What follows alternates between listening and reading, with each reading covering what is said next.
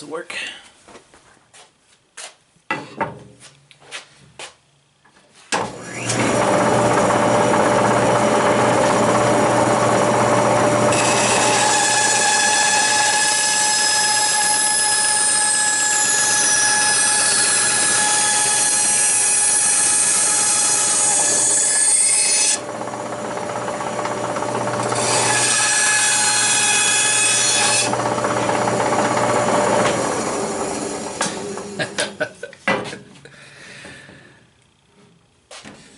That is one dull bandsaw blade. Just look at the char on these cuts that it's leaving. I mean, it's just black as can be, and not cutting very well. The line is really wandering too. So I don't know if you can see that, but I was trying to push this thing in there straight, and you can see that the line is not straight at all. It's actually pretty curved. I'm going to go ahead and try my hand at sharpening this blade. I don't think it's ever been sharpened before. And I've only done it once before with little success, but I've done a little bit of research on it and tried to figure out exactly how you go about doing it. And I've learned a few things. So I'm going to try it differently, and we'll see if I get any success. And once I'm done, I'll make another cut, and we'll see if I've made an improvement. And if I haven't, well, I'm not really out on anything, am I? Because the blade's already shot. So if I need to get a new one, then I need to get a new one. However, if I can get a little bit of an improvement, then great. You know, I've managed to breathe a little bit of life back into the blade. So with that being said, let me kind of discuss the things that I have learned by doing a little bit of research and share that with you, and then we'll get right into it. All right? All right, so the blade looks kind of like this, right? Now forgive my drawing, that's not all that great, but this area in here is called the gullet, and this is the spot where all your sawdust collects. So the motion of the blade is going down like this, and the sawdust collects in here and is pulled out the bottom of the curve, right? So the tooth here, this is the part that actually gets dull, just this tip. And so when you want to sharpen, my question was, okay, if I have a Dremel tool coming in like so, and I have a grinding disc on there like this, what do I want to, where do I want to touch that? Do I want to touch it, you know, right here on the back of the tooth and grind this sharp? Or do I want to, you know, put it on here and grind the bottom of the tooth and basically sharpen it? Or do I want to do both? And or do I even need to worry about this area here on the inside of the gullet? Or do I leave that there?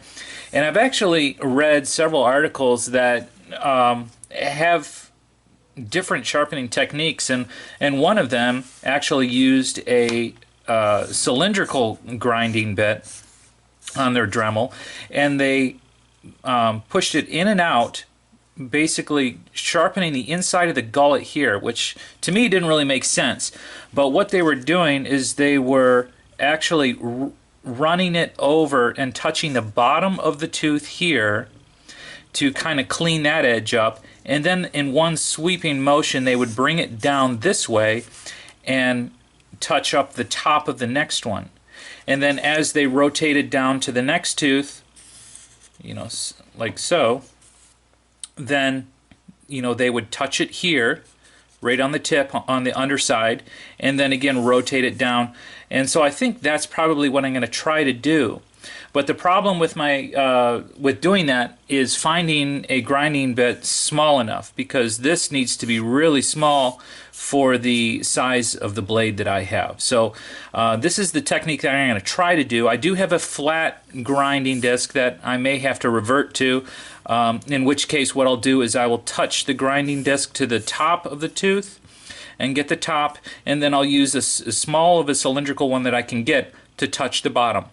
And then I'm not going to worry about the inside of the gullets, because I just don't think that that's necessary. Alright, so with that being said, let's see what I have as far as my Dremel tools. So these are the different bits that I have, and I was thinking, well, here's a pretty tiny one. This one might work. I'll set him aside. Here's another one. That one might work too. There's a larger one. Let's get some of these sanding ones out of here. Here's one that is conical in shape. I'm not sure if that's going to be too big or not. Yeah, all the rest of these aren't going to work. But what I have on there right now is this grinding disc here. So that might be able to, that might work really well on getting the top of the tooth. And then if I can use one of these to kind of sneak in underneath the tooth and touch it there, that might sharpen her up.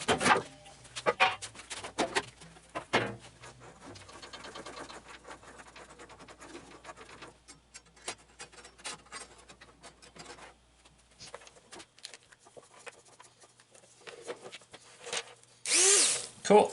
We are good to go. Let's get this stuff out of the way. And let's get started.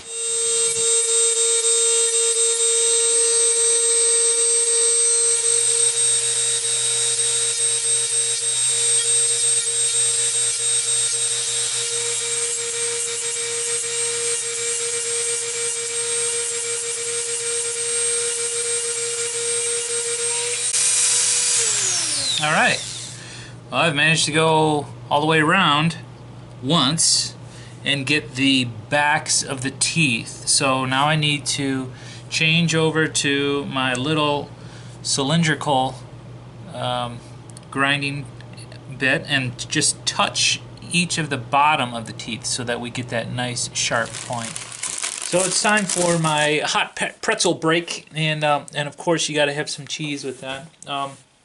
But anyways, as you can see, I kind of abandoned the idea of using this, which is the small round bit in the Dremel, and it just wasn't getting down into the gullet enough to polish or to sharpen the bottom side of the teeth, and instead it was actually rounding over the teeth, and we definitely don't want that. So instead, I'm using this small metal file.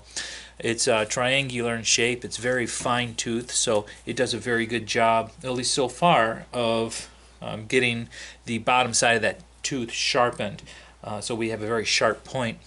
The only downside is that it's not fast. It's slow. So it's going to take me a while to get all the way around this blade, but hopefully the results are good. And if they're not, well, then it was a whole bunch of elbow grease for nothing. So I'll get back at it as soon as I have couple bites of my pretzel. This is my shop buddy.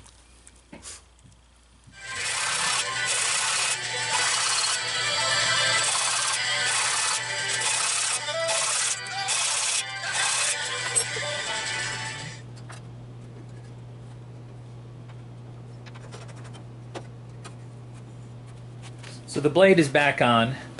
And there's just one last step that I'm going to do before I start resuming normal function with this. And I was reading this article that was talking about the depth of the teeth and how after normal use or sharpening, it's possible that some of these teeth have gotten ground down to a different depth than the other teeth. And a way to even that out would be to use a sharpening stone, and this I have an extra fine diamond sharpening stone, and to hold it up against the teeth gently and to manually rotate this blade backwards, okay, like so. And of course it's extremely important that you go backwards. If you go frontwards, you're going to be eliminating all of the sharpening work that you've just done. So I'm going to try this. I don't know if it's all that important, but I figured I'll give it a shot, and I'll let you judge for yourself whether or not it's necessary for your saw. So without further ado, let's give this a shot. Just very gently I'm going to hold it up against here, and I'm also going to be rotating it. I don't want to put grooves in my stone. And make sure you go backwards.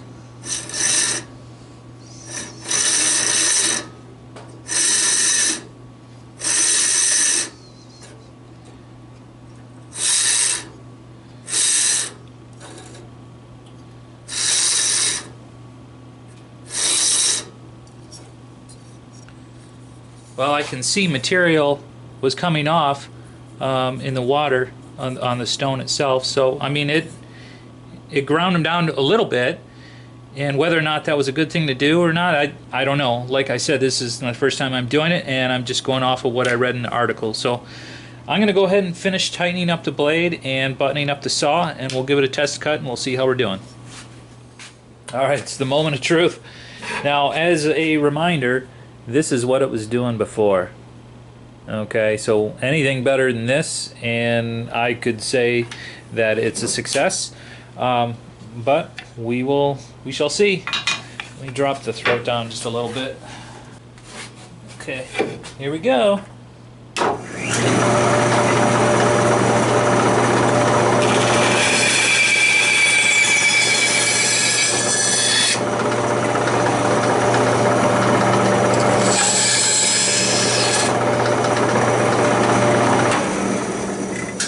Well, how about that?